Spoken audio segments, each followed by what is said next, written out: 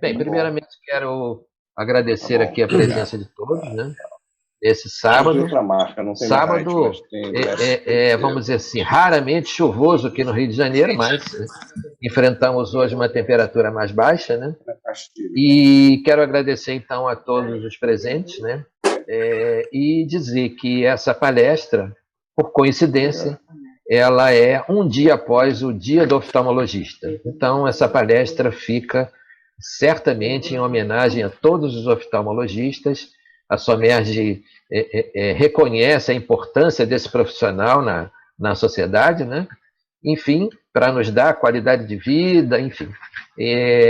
Quero agradecer a aceitação do convite por parte do nosso palestrante, doutor Flávio Macor, né? E antes de começar, vou passar a palavra ao representante do Conselho para as suas palavras iniciais, doutor Romualdo Gama. Bom dia a todos, novamente. Eu queria dizer que é uma alegria e uma satisfação estar aqui participando, né, com mais essa atividade da Somerge, né, parabenizar o Benjamin, toda a diretoria e, aliás, todo o grupo que está aqui, né, por manter viva a chama do movimento associativo, como eu já tinha falado anteriormente. E é uma alegria muito grande do Conselho poder ter um representante aqui. Apesar de eu já ser um representante também da SOMERG, um membro da SOMERG, né? Um representante, não, um membro da SOMERG, mas, então, o Conselho também se sente homenageado em poder estar aqui representado. Eu queria externar a você, Benjamin, que o Pares tinha colocado de novo na agenda dele participar também dessa reunião, e nós estaremos os dois, o Pares e eu estaríamos fazendo parte. Mas ontem à tarde, o Pares me telefona, dizendo que estava com outros eventos também para poder participar, e mais uma vez a gente tendo que se dividir. Então, evidentemente, entre representar um conselho em outros eventos, eu escolhi ficar aqui na Somerge, porque esse ambiente aqui é um ambiente muito agradável, tá certo? Na presença de vocês todos, Benjamin, Ramon, né, o Pina, o Roxo e todo mundo que está, Zelina, né, e assistir essa palestra do Dr. Flávio. Eu digo também, o Benjamin, homenageando os oftalmologistas, né, na figura do Flávio, eu quero dizer que eu sou um deficiente visual desde o nascimento, eu tenho estrabismo, visão monocular, e brigo com todo mundo quando me falam, que eu digo que, graças a Deus, eu nasci no momento da vida, né, da sociedade, do movimento social e da medicina, em que a oftalmologia pudesse me socorrer, senão eu seria um pária na sociedade se eu vivesse numa época em que não existiam os óculos e essas lentes especiais, né? E eu consigo ter uma vida normal graças à oftalmologia, Benjamin. Então, o oftalmologista, acho que foi o pediatra e o oftalmologista, os dois colegas e profissionais que me acompanham desde o meu nascimento, né? Então, eu fico muito feliz de estar podendo hoje aqui participar disso e fazer, assim, de viva voz, esse agradecimento a essa classe, né, com a qual eu me admiro tanto e agradeço tanto essa ajuda que me fez ao longo da vida, tá bom? É uma alegria e parabéns a todos, inclusive ao Dr. Flávio. Tá bom? Seja bem-vindo, Dr. Flávio. Muito obrigado, Romualdo. Enfim, é um depoimento que me deixa também muito emocionado, né? Bem, vou apresentar aqui o Dr. Flávio. Dr. Flávio é egresso da Universidade Federal do Rio de Janeiro, né? Fez residência médica em oftalmologia na Universidade Estadual de Campinas, Unicamp, né? Tem título especialista pelo Conselho Brasileiro de Oftalmologia, certificado pelo International Consilium of Ophthalmology, especialização em retina clínica e cirúrgica pela Universidade Estadual de Campinas, né? E pela USP também. Fez mestrado e doutorado em ciências médicas pela Universidade Estadual de Campinas, Unicamp. É membro da Sociedade Brasileira de Oftalmologia, da Sociedade Brasileira de Retina e Vítreo e da Academia Americana de Oftalmologia. É médico do Hospital Universitário Pedro Ernesto, do Hospital Federal dos Servidores do Estado e professor de pós-graduação em Ciências Médicas da Faculdade de Ciências Médicas da UERJ. Então, estando apresentado o Dr. Flávio, vou passar a palavra para que ele possa iniciar a sua palestra e, desde já, mais uma vez, agradeço a aceitação do convite. Por favor, Dr. Flávio, tenha a palavra.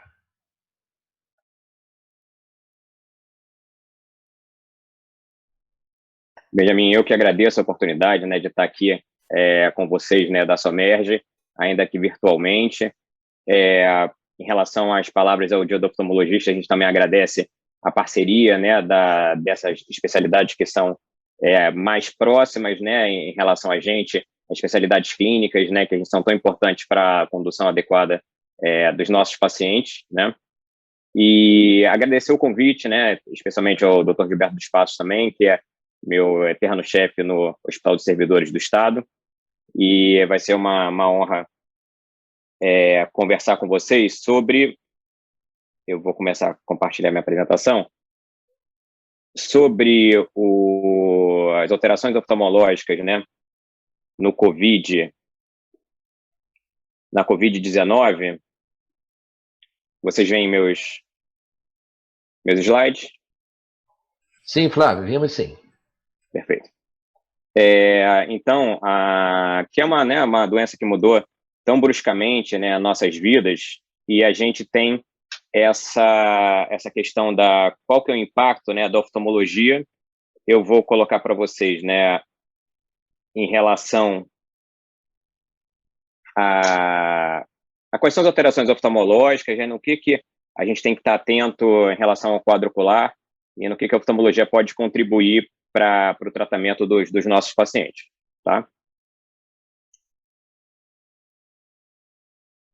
E aí essa relação, né, da oftalmologia com a COVID, gente, surgiu desde a descrição da doença que foi feita por um oftalmologista, né? Então, Lin Wenliang, né, um oftalmologista de Wuhan, ele descreveu pacientes que ele atendia com conjuntivite, que em seguida evoluíam com quadro respiratório, e ele, infelizmente, né, nas semanas seguintes, ele mesmo se contaminou por Covid, evoluiu de uma forma grave com morte, e esse editorial, né, do American Journal, ele fala bastante sobre a importância da gente, como oftalmologista, ser mais do que médicos de olho, né, por causa exatamente dessas questões tão potencialmente relacionadas, inclusive, à vida, né, que em relação aos olhos a gente pode ter informações, né, e pode iniciar com essa avaliação oftalmológica.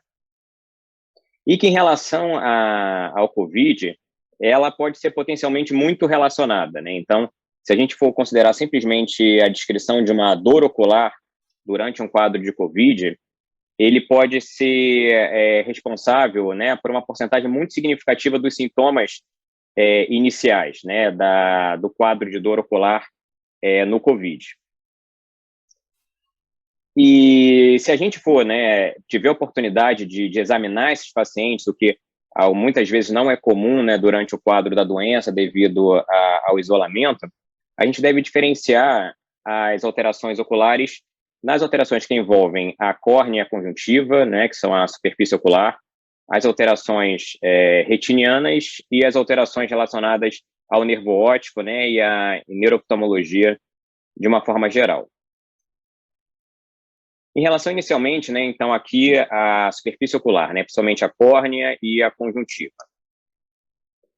Inicialmente foi uma descrição muito frequente, principalmente por causa desses primeiros estudos, também lá da China, do início do ano passado, que mostravam, por exemplo, que nesse grupo de pacientes, de 38 pacientes com diagnóstico de COVID por questões clínicas, né, sintomas respiratórios e tomografia compatível, com uma média de idade de 68 anos e 66% deles eram homens, 32% tinham um quadro oftalmológico, sendo que a epífora, né, que é o lacrimejamento, foi o primeiro sintoma, foi sintoma de apresentação em muitos desses casos.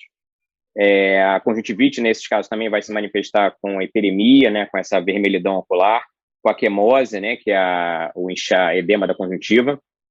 E os pacientes, de acordo com essa presença de sintomas, eles tinham positividade do PCR em mais de 90% dos casos. Tentando fazer o diagnóstico, né, em casos como esse, a partir do suave conjuntival, se mostrou que não, né, mesmo com um acometimento ocular, não tem essa finalidade, não tem essa eficácia.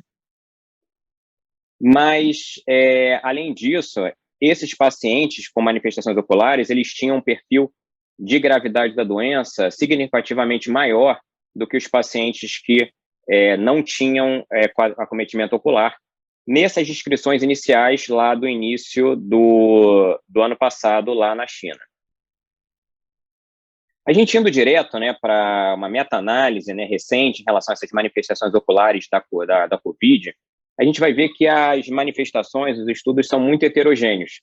Então, a gente tem estudos com acometimento muito significativo e outros com acometimento bem mais raro. Em média, né, então a gente vai se basear nessa meta-análise, vai entender que olho seco, né, ou sensação de corpo estranho, acomete 16% dos pacientes com COVID, vermelhidão ocular, 13%, lacrimejamento, 12,8%, e o prurido, 12,6%. O paciente típico, né, vai ser esse, por exemplo, que procurou a gente na triagem do COVID, né, onde a gente fica, na época lá do isolamento, né, do confinamento, a gente ficava na frente do Hospital dos Servidores, fazendo uma triagem dos pacientes para atendimento. Então, é um indivíduo masculino de 45 anos, técnico de laboratório, com sintomas respiratórios bem característicos, já trazia um PCR positivo para COVID, e esse era o quadro ocular, né? Então, é uma hiperemia ocular, né, conjuntival difusa, e esse edema, né, essa quemose da conjuntiva, que aí realmente ao exame do especialista, com maior aumento, a gente percebe a presença de folículos na conjuntiva, que é essa característica da conjuntivite folicular, que predomina, né, que é a conjuntivite típica da maioria das conjuntivites virais. Esse conhecimento é relevante, né, porque ao procurar uma paciente com conjuntivite, né, procurar um atendimento oftalmológico ou geral, ele precisa, então, ser entendido como um paciente suspeito de COVID e seguir todos os protocolos de cuidados, né, de contato padrões, como se ele tivesse vindo com uma queixa de tosse e febre. Especificamente, né, para avaliação oftalmológica, aqui a gente tem demonstrado como a gente conduz casos suspeitos, né, e a grande maioria dos casos que a gente examina atualmente na época do COVID, né, por causa da proximidade que a oftalmologia tem em relação ao exame, né, ao rosto muito próximo, né, a questão da respiração. Então, nós temos nos aparelhos uma placa de acrílico, né, então aqui, né, uma placa de acrílico que separa de uma forma mais ampla o examinador do paciente. Então, né, a gente faz isso tanto nos pacientes comuns, né, mas a gente continua atento aos pacientes com conjuntivite para reforçar esses cuidados, essas precauções de cuidado de contato e respiratórios. O tratamento dessa conjuntivite, ela realmente não depende de uma avaliação muito mais extensa, oftalmológica, né? Ela pode ser conduzida pelo clínico que está avaliando o paciente com a COVID, porque ela vai ser tratada como uma conjuntivite viral comum, com lágrimas artificiais e compressas de água gelada. Ele precisa, então, depois ser acompanhado, porque a expectativa é que a conjuntivite se resolva dentro de 4 a 7 dias do início do quadro. É importante né, esse acompanhamento, porque se em 3 a 5 dias não tiver iniciando sinais de resolução, a gente vai abrir um leque de diagnósticos diferenciais, como, por exemplo, né, uma conjuntivite por clamídia tracomate, como descrito nesse artigo aqui, em que foi tratada, né, suspeitada inicialmente como uma conjuntivite folicular por COVID-19. Passando para as manifestações oculares, né, na retina, esse é um ponto mais controverso, né? A gente tem várias linhas de pesquisa também, talvez heterogêneas em termos de que os acometimentos seriam mínimos ou mais extensos. E né, um grande grupo brasileiro, né, de São Paulo publicou no Lancet do ano passado essas alterações oftalmológicas, né, retinianas. Então, aqui a gente tem uma imagem. Vocês conseguem ver meu cursor? Desculpa, conseguem ver meu cursor aqui na tela? Conseguimos, sim. Obrigado. Perfeito. Então, a gente vê aqui nessa imagem uma retinografia, que é uma foto do fundo do olho, mostrando umas manchas algodonosas, né, que são, em princípio, presentes, inclusive, em pacientes com hipertensão. E esse aqui eu vou apresentar para vocês, né, um exame de tomografia de coerência óptica da retina, que é importante para a gente entender várias coisas que eu vou colocar a partir de agora. Então, a gente tem, né, o corte da retina transversalmente, para cima e dentro do olho, para trás, né, a parede posterior, né, a coroide, depois a esclera. E a retina normal é assim, né, tem essa espessura, essas camadas, e tem essa fóvea, né, a região central da mácula, que é normalmente mais fina. O que esse estudo encontrou foram diversas manchas algodonosas dispersas na retina e que, em princípio, não teriam repercussão visual. Entretanto, outros estudos em seguida começaram a notar, né, alterações mais significativas da retina externa, né, que é onde estão exatamente os fotorreceptores, e outras alterações inflamatórias que aí sim potencialmente podem comprometer a visão.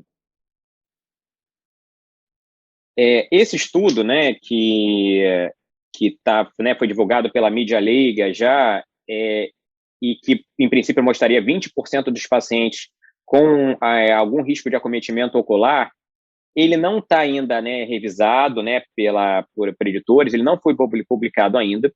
A gente tem que aguardar, né, realmente essa revisão para né, poder considerar uma evidência científica, mas se confirmarem esses achados, a gente vai entender que realmente uma porcentagem, né, de torno de 20% dos pacientes podem ter algum acometimento grave da retina, com alterações vasculares, alterações exudativas, o que potencialmente mereceria um exame oftalmológico mais frequente nesses indivíduos do que atualmente sugerido, né, hoje em dia é sugerido como né, não é sugerido de rotina atualmente, talvez tenha que vir a ser.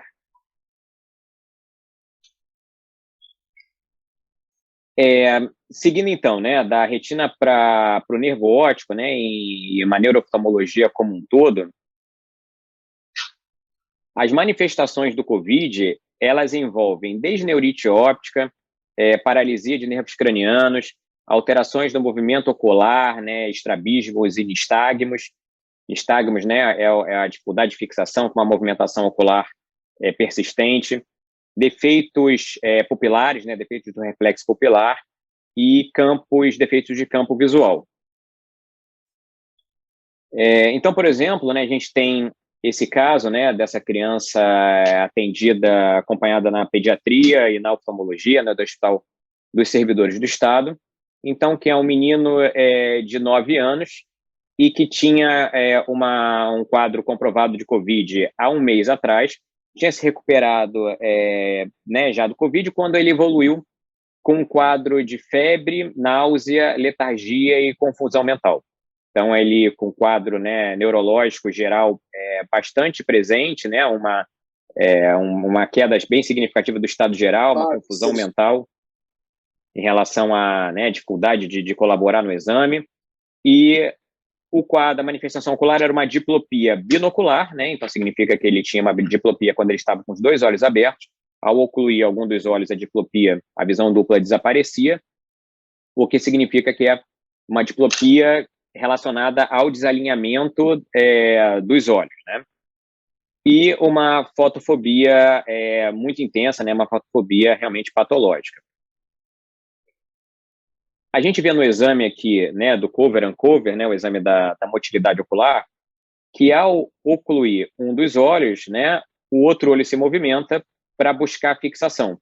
Né? No momento que a gente vê que os 2 olhos estão abertos, o olho fica estrábico e isso que é a causa da visão dupla dele. Uma criança, né, que até então era totalmente saudável, né, não tinha nenhuma histórico oftalmológico pregresso. Ele tinha uma discreta perda visual, né, uma visão normal no olho direito de 20/20 e uma visão reduzida no olho esquerdo para 20/25, Inicialmente, no segmento anterior, na parte anterior do olho, a gente já via uma reação inflamatória, né? Então, células depositadas no humor aquoso, aqui na frente da íris, né, atrás da córnea, no humor aquoso, umas células dispersas que ficam boiando e que a gente diagnostica ao exame da lâmpada de Fenda, nos dois olhos, né? Então, esse é o olho direito, esse é o olho esquerdo. E no fundo de olho a gente notava, né, a alteração mais grave, né, que era uma hiperemia com uma perda dos limites do nervo óptico ao fundo de olho. Então, um edema, né, hiperêmico, justamente maior no olho esquerdo, que era o olho que tinha uma discreta perda visual. E ao exame da angiografia fluorescênica, né, esse achado fica ainda mais evidente. Então, a angiografia fluorescênica, a gente injeta fluorescina venosa, faz as fotos do fundo do olho durante a passagem do contraste, e a gente observa que no olho direito, né, essa é uma discreta progressão da hiperfluorescência do disco óptico, isso aqui já é discretamente alterado no olho direito, e o achado fica ainda mais nítido, né, bem visível comparativamente em relação ao olho esquerdo, em que na fase inicial para a fase tardia do exame, são dois exames sequenciais, com intervalo mais ou menos de 1 a 2 minutos, o nervo óptico ele fica muito impregnado pelo contraste, denotando essa inflamação do nervo óptico, né, um quadro de neurite óptica. Então, um paciente com um quadro sistêmico pós-Covid, febre, astenia, náusea, com uma inflamação do segmento anterior, uma uveitis anterior e uma inflamação do nervo óptico. A gente está falando, né, de um diagnóstico de uma síndrome inflamatória multissistêmica pós-Covid. É importante o diagnóstico adequado, né, um pronto diagnóstico e tratamento, porque ela pode evoluir de uma forma progressivamente grave e fatal. O acometimento ocular nessa síndrome, né, ele já foi anteriormente muito bem descrito como realmente essa uveíte, né, essa inflamação do segmento anterior, a anterior aguda, e especialmente comum em crianças e adolescentes. E o tratamento ele foi, então, nesse caso, prontamente iniciado com imunoglobulina humana injetável, na dose de 5 gramas uma vez ao dia por 3 dias. E eu tive a oportunidade de examinar essa criança ontem, né? E ela se encontra perfeitamente normal, né? O estrabismo está resolvido, ela já teve alta, né? Ela estava internada por causa do quadro neurológico grave, agora ela está conversando, tem uma aparência, né? Um aspecto neurológico cognitivo completamente diferente, e o quadro ocular está totalmente resolvido. Então, dentro desse, né, essa síndrome inflamatória multissistêmica pós-Covid, com esse acometimento ocular, né, que já está bem descrito na literatura. Um outro aspecto né, uma potencial relação da pandemia, né, de Covid com o acometimento ocular é o risco de maculopatia por hidroxicloroquina. Então, é uma doença extremamente frequente, né, em pacientes reumatológicos, né, que fazem uso crônico de cloroquina, e não está estabelecido ainda, em princípio o risco é muito baixo, mas não está estabelecido ainda o risco do uso da cloroquina em doses mais altas por período mais curto, como alguns pacientes usam para COVID, né? Então, a maculopatia por cloroquina, ela vai se apresentar, né, como um defeito de campo visual, uma alteração ao fundo de olho, que eventualmente pode ser discreta, então só o exame de fundo de olho não é suficiente para fazer a triagem de maculopatia por cloroquina. Ele vai ter um defeito ao eletroretinograma com eletrofisiológico, um teste eletrofisiológico mais complexo, mas ele precisa ser acompanhado com aquela tomografia, né, tomografia de coerência óptica da retina, que ela apresenta, né, as alterações de uma forma mais precoce, ela é mais sensível para o diagnóstico precoce da maculopatia por cloroquina, assim como o exame de autofluorescência. São os dois exames mais acessíveis que são necessários para o acompanhamento da triagem de risco para maculopatia por cloroquina. Os reflexos, né, da pandemia, a gente ainda vai ter que esperar anos, talvez décadas, para conseguir observar todos os impactos, né, que a gente vai ter nos aspectos oculares a longo prazo. Porque um deles é se o aumento da mudança do comportamento em termos do tempo de tela durante agora a pandemia vai aumentar o risco, aumentar ainda mais, né, esse risco do crescimento da miopia. E a miopia, além do risco de usar óculos, né, ele traz o risco de descolamento de retina, riscos da realmente a saúde ocular devido ao aumento progressivo da miopia. Então, nós vemos, né, que todos nós aqui, então, estamos de frente, né, a uma tela próximos da gente, ao contrário de uma sala de aula em que a gente estaria vendo uma apresentação, né, provavelmente a alguns metros de distância. E esse é um fator de risco muito grande para o desenvolvimento de miopia, principalmente em crianças.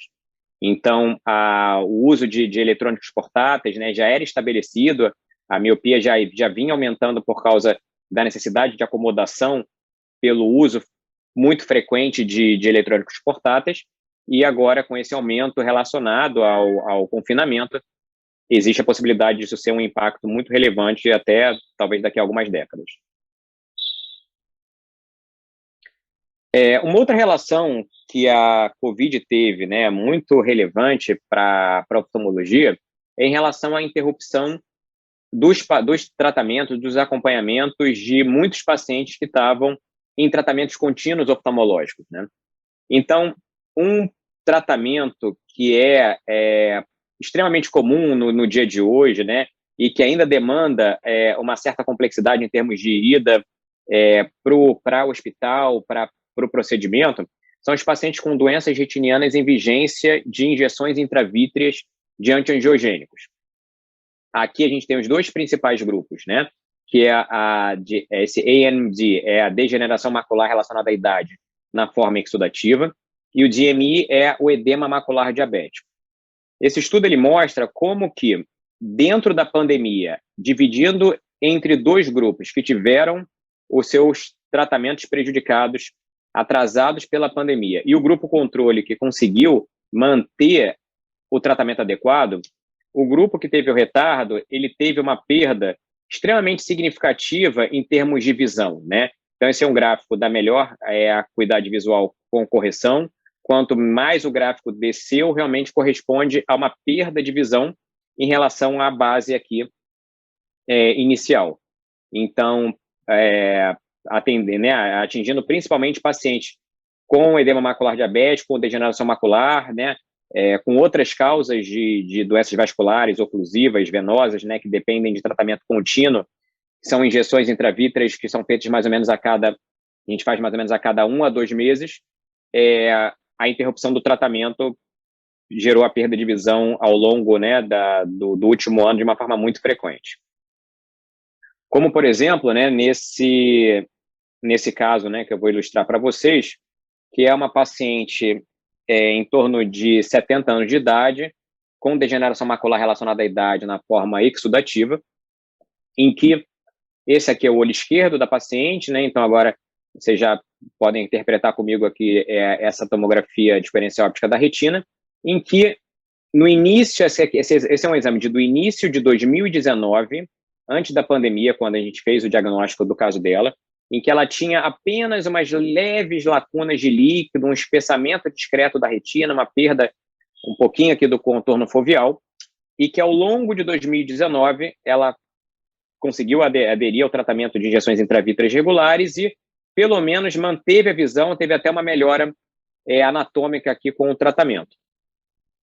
Aqui a gente, entrando em 2020, esse é um exame de março de 2020, logo antes da pandemia, em que ela tinha discretos sinais aqui de atividade, mas tinha uma excelente visão, estava com a doença muito bem controlada, e esse é o exame de agosto de 2020.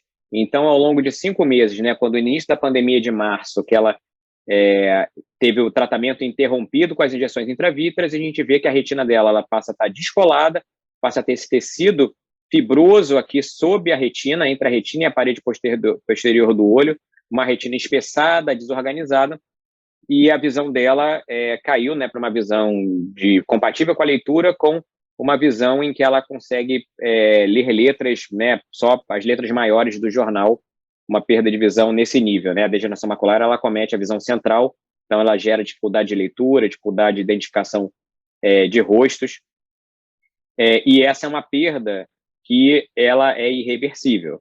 Então, ela pode ser parcialmente reversível, alguns componentes, mas essa fibrose, ela infelizmente é irreversível. Felizmente, a gente tem alguns estudos que mostram que os pacientes, eles têm um entendimento que o risco de contaminação em tratamento oftalmológico, ele é baixo, né? Então, aos pacientes serem questionados em relação a qual é o risco que eles têm, né, o quanto eles estão preocupados com uma perda visual permanente, por perda, né, das injeções relacionadas ao novo coronavírus, a maioria deles se coloca como muito preocupados em relação a perder visão por ter o tratamento interrompido. Enquanto a gente pergunta quanto deles se sentem preocupados por se contaminarem por Covid-19, por irem à clínica, por continuarem o tratamento para o tratamento das injeções intravítreas, eles mostram que esse grupo mais escuro aqui é o extremely likely, né? Pouquíssimos acham muito provável, com alto risco dele se contaminar, e a maioria acha extremamente improvável que eles se contaminem durante uma prática oftalmológica. Independente disso, né, uma mensagem importante, né, que precisa ficar é que, independente do momento de pandemia, do nível de lockdown que a gente esteja, os pacientes eles precisam continuar procurando atendimento, né, em caso de trauma ocular, em caso de dor ocular, em caso de sintomas como novas moscas volantes ou flashes de luz, que são fatores de risco para descolamento de retina, em casos de dor ocular, de olho vermelho persistente, né, que pode ser um sinal de inflamação mais significativa, de perda de visão, em caso de manchas escuras na visão, né, em caso de, então, de escotomas visuais, ou pacientes que estejam em tratamento contínuo, né, seja com colírios ou com outras formas de medicação.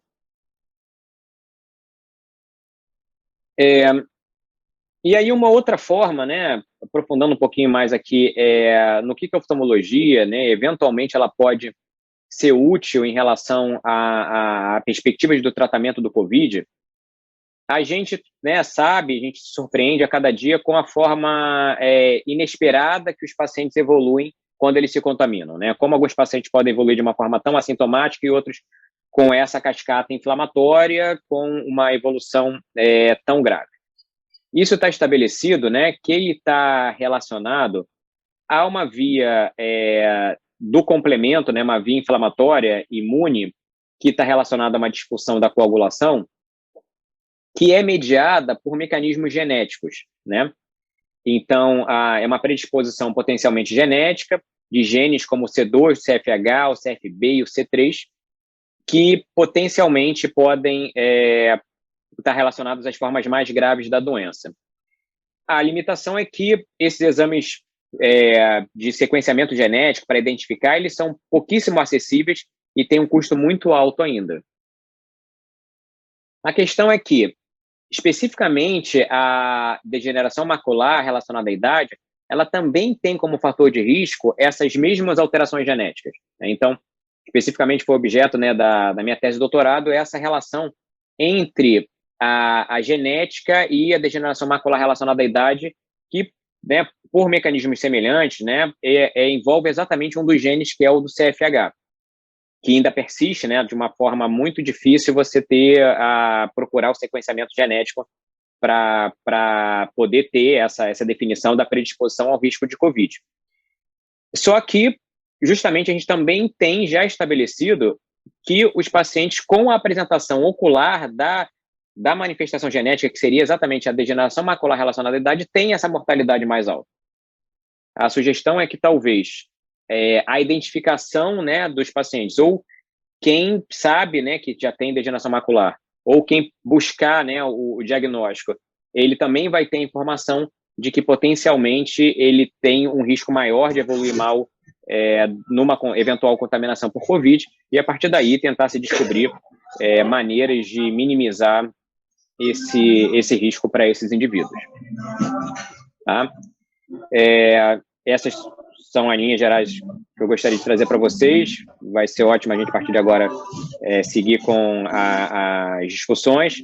Eventualmente, o que não for resolvido aqui, a gente fica à vontade para vocês entrarem em contato comigo a qualquer momento. Obrigado. Ok, Flávio, muito obrigado. Né? E eu pediria aos colegas que se manifestassem através da ferramenta participante e levantassem a mãozinha azul no link Raise a Hand. Tá? Então, vamos aguardar aqui que cheguem as perguntas. Né? Tem um grande número de oftalmologistas na sala, que certamente promoverão assim, um debate bastante proveitoso. Né? Enquanto isso, vamos aguardar aqui a doutora Cíntia Cordeiro, né? Doutora Cíntia Cordeiro, Flávio, é uma oftalmologista de Campos e é a nossa vice-presidente para a região norte da Somerge, né? Doutora Cíntia, por favor, sua pergunta. Bom dia a todos. Bom dia, Flávio. Obrigada pela aula, foi maravilhosa. Benjamin sempre nos presenteando excelentes peças no Somerge. Eu faço DIT e eu trabalho também no centro de referência aqui em Campos de combate ao coronavírus. E eu tive alguns casos que eu acabei acompanhando em consultório de esclerite pós-Covid. Eu não sei se vocês têm algum relato com relação a isso.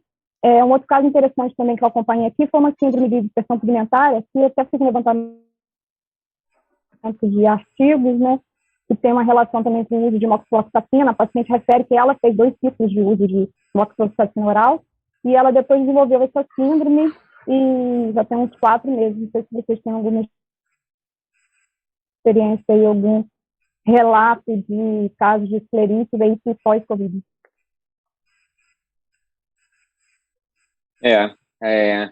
Perfeito, Cíntia, obrigado pela pergunta. Assim, eu procurei aqui fazer uma revisão, talvez muito voltada para o médico generalista, né, em termos das manifestações mais frequentes, né, em relação às formas de uveites, de alterações inflamatórias. A gente vê uma infinidade, né, de relatos, né, de caso, né, em relação às manifestações, né. Talvez aqui, né, a mensagem é a seguinte: com que frequência, né, eventualmente a gente pode ter que essas manifestações sejam sintomáticas, e aí a gente pode deixar o paciente procurar atendimento quando eventualmente ele tiver a queixa, ele vai ser tratado, ou com que frequência isso demanda um acompanhamento regular do oftalmologista. E aí, num outro momento, né, se esse acompanhamento ele demandar, se ele precisa ser feito na fase aguda, ou se ele pode ser feito na fase, né, de recuperação do paciente. Com que frequência esses relatos, né, de esclerite, das uveites precisam, em que momento eles precisam ser abordados, né? A gente não tem essa definição ainda. Foram casos, na verdade, esporádicos no meu consultório, mas mais no pós-Covid mesmo, que eu observei. Uma das coisas a sinalizar, realmente a síndrome inflamatória pós-Covid, né? Então acho que vai ser até motivo, né, de outra palestra, né, na Somerge, né, como Benjamin colocou. É importante assim, o reconhecimento, porque pode ter uma manifestação ocular e pode ser uma doença potencialmente fatal.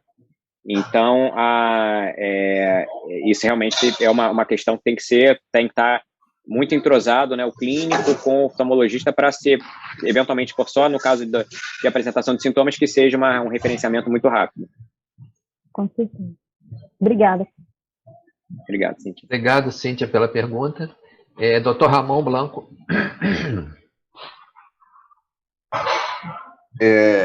Bom dia a todos, parabéns, Flávio. A minha pergunta, na verdade, eu vou fazer uma colocação, porque eu não sou oftalmologista, mas eu sou um frequentador assíduo de procedimentos oftalmológicos. Já passei por 3 descolamentos de retina, 2 cataratas, sendo que um dos descolamentos eu tive que fazer a utilização do silicone, depois para retirada, para poder fazer a reposição do líquido. Então, gato que leva garrafada não passa na frente de botequim, né? Então, a gente, quando ouve essas palestras, a gente fica até meio assustado. Eu queria saber de você, Flávio, por exemplo, no caso da conjuntivite pelo Covid-19, no Covid-19, essa conjuntivite, qual é a relação, se ela é bilateral, unilateral, se tem algum significado o fato de só atingir um olho, ou quando é Covid, atinge realmente os dois? E a outra pergunta é que essa fibrose que leva realmente a uma perda da visão ali na retina, ela pode se dar também independente de processos inflamatórios mais graves? Existe alguma outra condição? Porque a gente sabe que qualquer processo inflamatório, às vezes banal, pode levar a uma fibrose.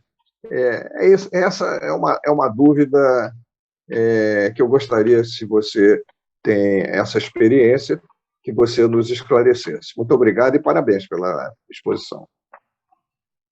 Perfeito. Obrigado pela pergunta. Em relação à conjuntivite, ela é uma conjuntivite leve, bilateral, bastante simétrica até, e bem típica de uma repercussão de um quadro sistêmico, tá? Vocês vão conseguir diferenciar essa conjuntivite porque exatamente nenhum dos olhos pode chamar muito atenção por nenhum aspecto, nem por uma secreção purulenta, nem por um aspecto de nenhuma dor específica em nenhum dos olhos.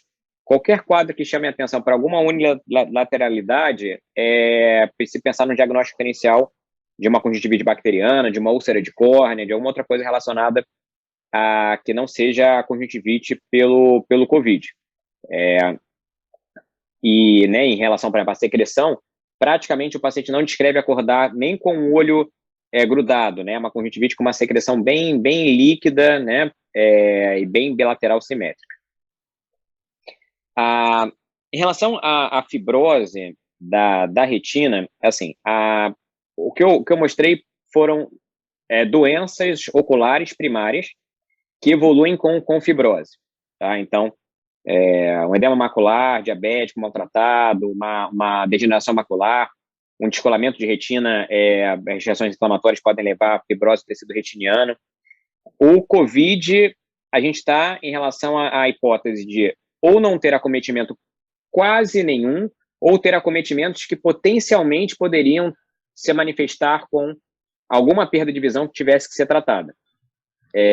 Por exemplo, então, a gente não tem um relato de um acometimento ocular que tenha progredido para evoluir com tanta inflamação a ponto de gerar fibrose e perda irreversível. O acometimento isolado do COVID, tanto que em termos de que a gente estava discutindo com a Cíntia, orientações, vai ficar entre... A gente está na dúvida ainda se todo mundo tem que ser examinado pós-COVID para pesquisar alguma alteração da retina ou é tão leve que não demanda necessariamente isso. Ok, muito obrigado. Vamos passar agora a palavra ao doutor Luiz Antônio Rocha Fonseca, nosso vice-presidente. A palavra é tua, Rocha.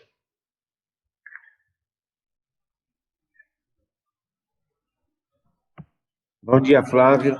Queria reforçar os parabéns aí pela palestra, bastante elucidativa. A gente agradece a sua presença. Pois bem, Flávio, vocês estão me escutando bem? Sim, ok. Eu desenvolvi em outubro um episódio de Covid grave, no final do mês de outubro, e ficaram algumas sequelas das quais que eu venho tratando com bastante cuidado, bastante carinho, mas me apareceu há cerca de 15 dias uma conjuntivite unilateral bastante desagradável, com edema de pálpebra, e eu tratei da maneira que você recomendou. Agora, minha pergunta, eu devo considerar, olha, é bem tardia, né? Eu ainda trato de sequelas da Covid, já bem melhor, já num quadro bem melhor. Pois bem, a minha pergunta é essa, unilateral, até reforçando o seu esclarecimento sobre ser unilateral ou bilateral. Então, a pergunta seria, eu fico esperando, como quase tudo da Covid, tem que aguardar desaparecer, ou eu devo tomar alguma providência? Eu devo relatar ainda que eu tive um pouco de alterações na glicemia e alterações, não chega a ser um diabetes. E eu acho que eu não estou enxergando tão bem quanto antes da Covid. Eu gostaria que você me esclarecesse isso e aos colegas presentes. Sem dúvida, Ruth, eu acho que o seu clínico ele vai ter uma capacidade de fazer uma avaliação, né, ectoscópica, né, do padrão da inflamação, né, e para diferenciar o grau de inflamação, para a gente imaginar se eventualmente precisa de uma avaliação oftalmológica específica, né. Em linhas gerais, sim, existe, né, o risco de manifestações diversas tardias de aspecto inflamatório, né, que podem ter o acometimento relacionado ao COVID tardiamente. Talvez, né, até alterações inflamatórias, conjuntivites tardias, a gente não vai ter essa resposta, né, o quanto que foi o COVID que disparou algum mecanismo e que inflamatório, né, ou se foi uma predisposição individual que gerou alguma uveíte, alguma inflamação, alguma conjuntivite. Então, em linhas gerais, a gente pode realmente conduzir como você muito bem descreveu, em relação à conjuntivite, se for, né, leve, sem acometimento visual, uma secreção discreta, o clínico, né, pode muito bem conduzir com lágrima artificial, com compressa de água gelada, e procurar avaliação, né, oftalmológica, se perceber que está evoluindo mal, ou se está com alguma perda de visão, algum padrão de secreção, alguma dor ocular, algum daqueles sintomas que eu descrevi como de alerta, né, de urgência oftalmológica. Muito obrigado. Ok, muito obrigado. O próximo é Dr. Romualdo Gama, vice-presidente da região serrana. Obrigado, Benjamin. Flávio, primeiro parabenizar para você pela excelência da palestra, e dizer que se o seu objetivo era esse mesmo, fazer essas alterações da oftalmologia, né, para o médico em geral, para as manifestações clínicas em geral, você conseguiu, foi maravilhoso. E, inclusive, né, isso me remete, quando você começou a mostrar essas alterações de imagem, né, de retina, manchas algodonadas, etc. Primeira vez, isso me remete, desculpe também, quando eu fiz meu mestrado. Eu fiz meu mestrado, defendi a tese em 89, fiz mestrado na FRJ, em 89, e fiz a minha tese foi sobre as alterações da vulva na mulher diabética, né? Então tinha muito estoquímica e tal. E na época, né, a gente fazendo pesquisa bibliográfica, eu vi muitos artigos de oftalmologia, estava nascendo essa história de estudo com fluoresceína, de retina, estava nascendo, os primeiros artigos estavam aparecendo. E como era diabetes, né, e a maculopatia diabética está muito ligada à oftalmologia, tinham muitos artigos também sobre oftalmologia, né? Apesar de eu ser ginecologista, mas na realidade a tese foi de uma doença sistêmica, né? Então, eu fico feliz de ver a evolução que a medicina teve nesse período e como que o exame melhorou, como que ele ajuda a oftalmologia hoje moderna. Então, a gente, né, que vive mais, Roxo, Benjamin, Pina, Ramon, todos nós que temos mais tempo de medicina, a gente fica, quando tem a oportunidade de ver essa evolução, a gente se emociona um pouco, fica feliz, né? De ver como que vocês jovens estão aí tocando, né, coisas, e aí me gera recordações. Então, queria te agradecer também por esse aspecto, né? Bom, a segunda coisa, aí eu queria te fazer duas perguntas, né?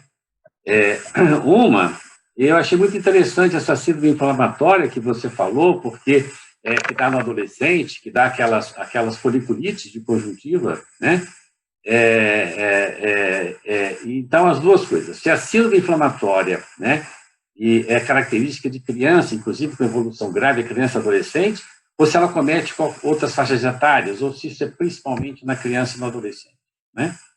E a segunda coisa é sobre essa conjuntivite típica da clamídia, né? Eu, como ginecologista, a gente está ligado a isso, e a gente acaba falando das manifestações da clamídia, mais ligada à ginecologia, à genital, né? Algumas alterações sistêmicas, mas até eu, eu também sou professor aqui da faculdade, aqui em Teresópolis, e até eu mesmo falo um pouco das alterações oftalmológicas da clamídia, né? Eu vi que pode acontecer. Então, eu queria que se você pudesse esclarecer um pouco mais essas duas coisas. A conjuntivite pós-Covid, do adolescente da infância, e a história da clamídia, ok? Parabéns pelas suas imagens, pela sua aula, maravilhosa. Okay? Obrigado, Romualdo. Fico muito feliz aí de atender as expectativas aí de vocês. Em relação à síndrome inflamatória multissistêmica pós-Covid, é uma doença extremamente típica de crianças. Exatamente na descrição, né? Começou ao longo do ano passado, foi aumentando, né, cada vez mais, junto daquele espectro, né, de manifestação de doença de Kawasaki pós-Covid em crianças, naquele mesmo perfil de doenças que se enquadra agora, que aí tem esse nome dessa síndrome agora. Acho que praticamente exclusiva de crianças e adolescentes. A clamídia, né? Então, a conjuntivite por clamídia, em termos oftalmológicos bem específicos, assim, ela em comum com o COVID, ela tem uma questão que a maioria das conjuntivites virais elas são foliculares, então numa consulta oftalmológica, o exame, né, a lâmpada de fenda com aumento grande, a gente consegue descrever que a conjuntivite é viral pelo exame, enquanto as conjuntivites bacterianas, elas são papilares, então o aspecto oftalmológico ele diferencia no exame inicial. A clamídia ela fica fora disso, porque a clamídia ela pode ser uma conjuntivite folicular, e aí você vai denotar depois de mais ou menos uma semana que não é viral, e aí vai demandar tratamento específico, né? E aí, como você muito bem sabe, vai demandar tratamento sistêmico, tratamento dos contactantes, do companheiro, para esse tratamento, avaliação ginecológica, né? Para fechar o diagnóstico, né? E o tratamento adequado da infecção por clamídia. Mas ela acaba não dando repercussões oftalmológicas mais graves, né? Como acontece no genital. No genital, ela deixa alterações graves, né? Sequelas, etc. Não, sim. Aí também causa problema, não? A conjuntivite por clamídia, se ela passar, né, despercebida, sem diagnóstico, ela pode fibrosar a conjuntiva, né? Pode evoluir com úlcera de córnea, pode ser uma evolução ruim. Precisa do diagnóstico realmente de raspado ou com diagnóstico ginecológico, né, e tratamento sistêmico. E também fazendo analogia, vocês usam aí a lâmpada de fenda para poder ver essa conjuntivite papilar, e eu fico vendo na ginecologia, a gente usa a colposcopia.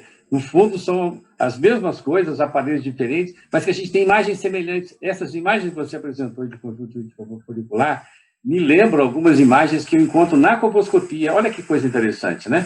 Então, a gente tem aí órgãos completamente diferentes, mas é que a gente tem imagens e tecidos diferentes, mas com a fisiologia com a fisiopatologia mais ou menos semelhante, né? Muito legal. É muito bom a gente ver essas interações. Obrigado, Flávio. Perfeito, sem dúvida. Eu agradeço. Obrigado, Romualdo.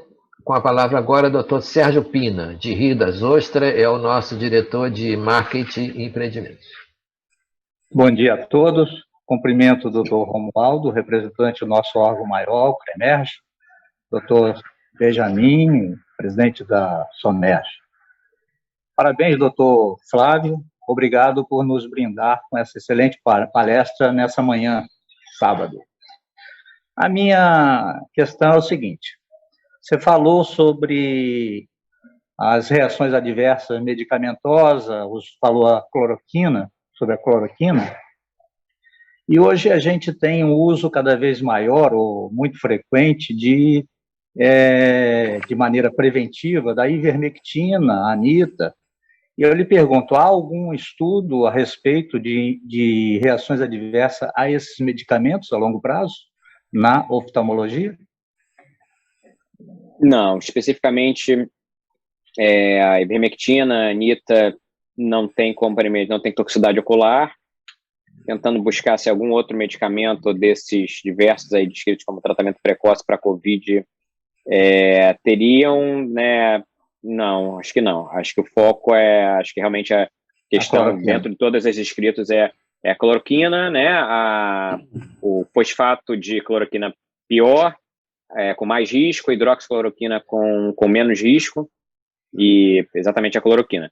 Que a relevância, né, do risco de toxicidade é que a toxicidade por cloroquina, ela, além de ser irreversível, ela tem um aspecto que é o seguinte: depois que interrompe a medicação, a doença ela continua progredindo. Então, não pode, por exemplo, perder um pouquinho de visão e parar, e se perdeu só até ali, tudo bem. Porque quando diagnosticar e parar, nos meses seguintes, a doença ainda vai progredir um pouco para depois estacionar.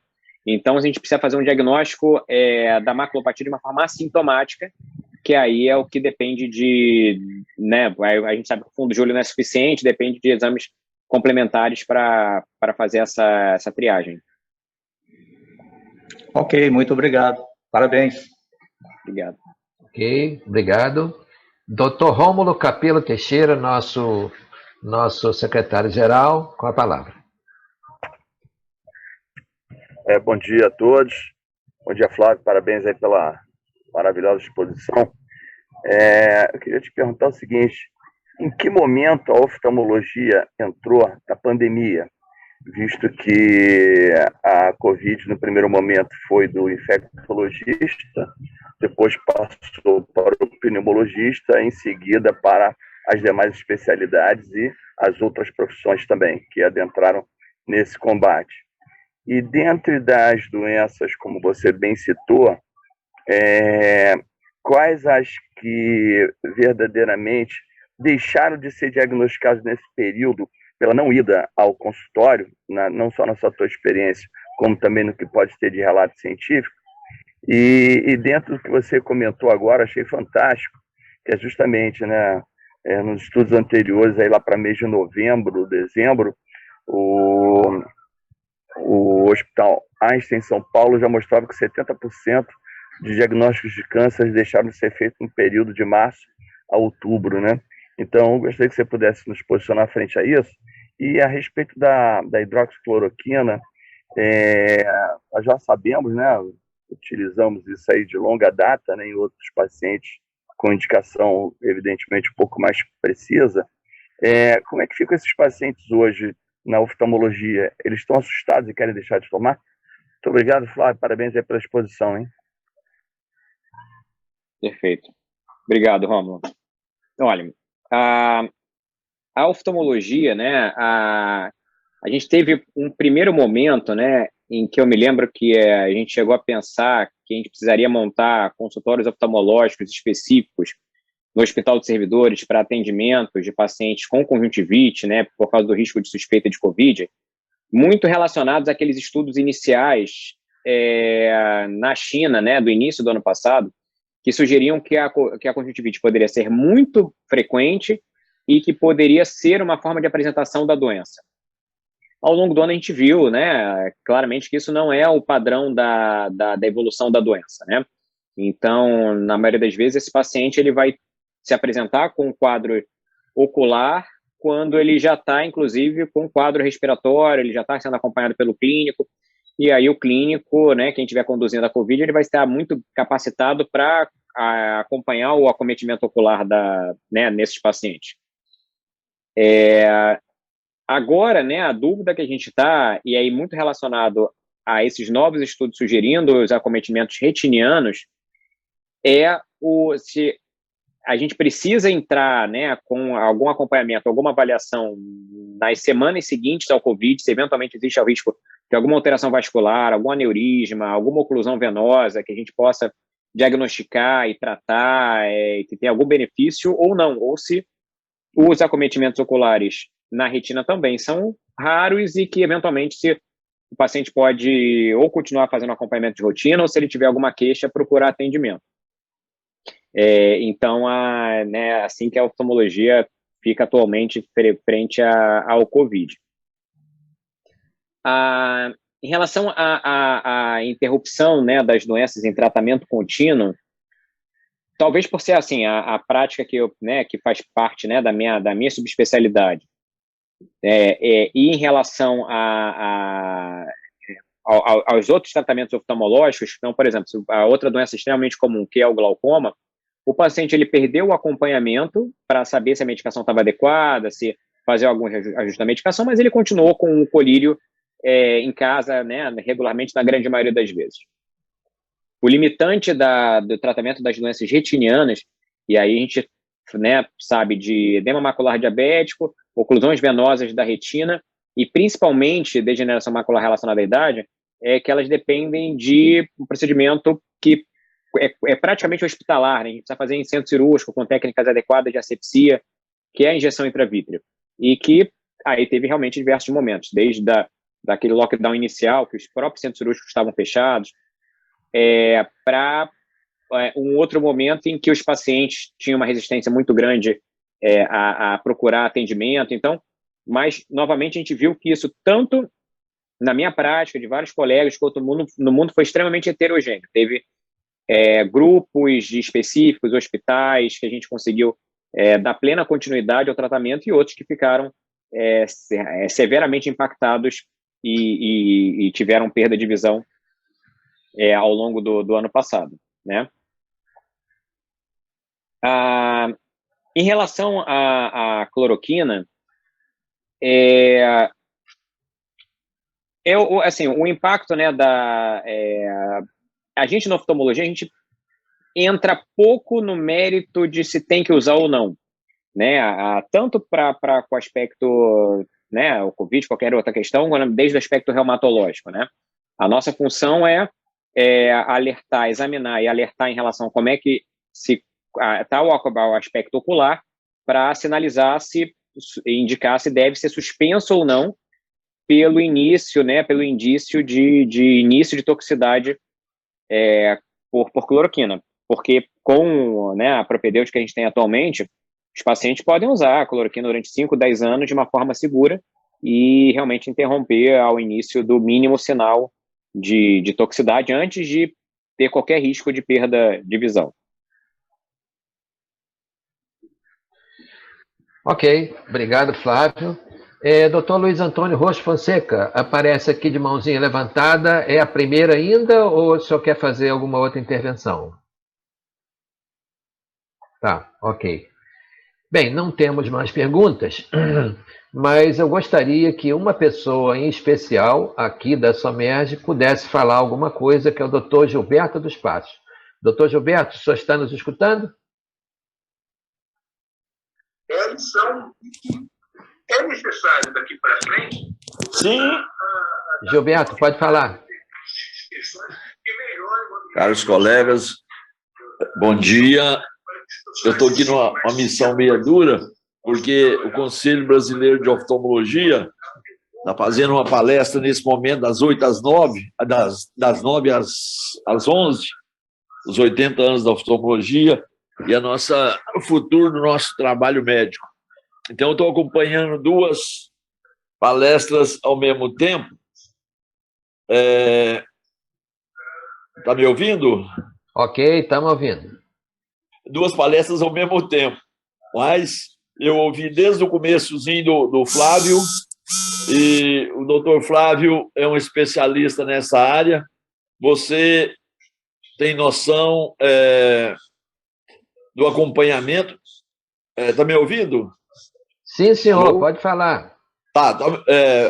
O doutor Flávio, meu colega de trabalho lá no Servidor do Estado, e com muita honra, eu tenho lá no meu quadro de retina, embora eu já aposentei naquele hospital, mas eu continuo frequentando o hospital. Lá o chefe agora é o doutor Aderbal Júnior, e no quadro de retina temos o professor da UERJ, doutor Flávio, que é doutor e mestre pela Universidade de Campinas, desde que ele entrou lá no hospital, tem um padrão muito bom, é um dos grandes retinólogos desse país, razão pela qual nós convidamos para esta palestra.